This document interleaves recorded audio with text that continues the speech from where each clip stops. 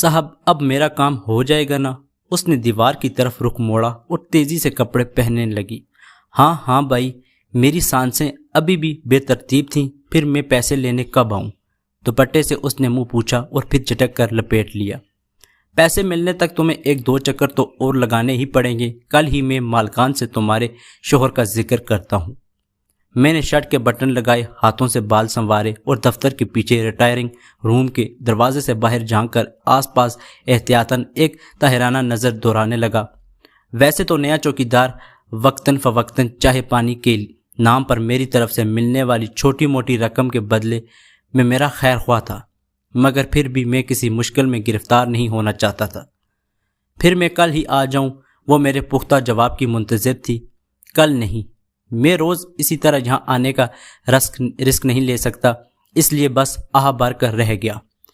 ہائے غریبوں کو بھی کیسے کیسے لال مل جاتے ہیں، میں نے نظروں سے اس کے جسم کے پیچ خام کو تولتے ہوئے سوچا۔ ارے سنو، تم نے شلوار الٹی پہنی ہے۔ وہ چون کر اپنی ٹانگوں کی طرف جھکی اور خجل ہو گئی۔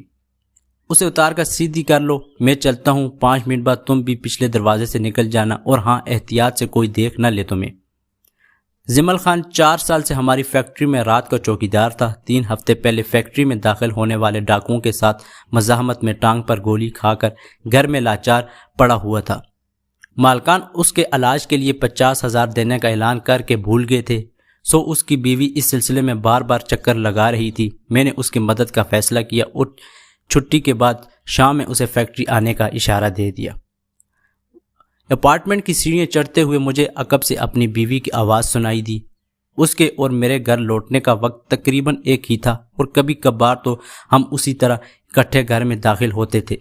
وہ ایک چھوٹے بینک میں کلرک تھی۔ ایک خوشخبری ہے، قدرے فریبی ماہل وجود کو سنبھالے وہ تیزی سے اوپر آ رہی تھی۔ خوشی سے اس کی بانچیں کھلی جا رہی تھیں۔ مینیجر صاحب میرے کام سے بہت خوش ہیں، اور آج ہی انہوں نے میرے پروموشن کی بات کی ہے۔ دروازے کے سامنے رک کر اس نے ہینڈ بیگ ٹٹولا اور چابی نکالی۔ انہوں نے کہا ہے تھوڑا وقت لگے گا، مگر کام ہو جائے گا۔ ارے واہ، مبارک ہو، میں نے خوش دلی سے اس کو مبارکباد دی۔ تمہیں پتہ ہے مجھ سمیت 5 امیدوار ہیں، اور وہ آصفہ ہے نا، وہ بھی میرے حق میں نہیں، مگر ڈائریکٹر صاحب میرے کام سے بہت خوش ہیں۔ کیوں نہ ہوں، میں اتنی محنت جو کرتی ہوں، اور ویسے بھی وہ گھر کے اندر داخل ہوتے ہوئے بھی مسلسل بولے چلی جا رہی تھی۔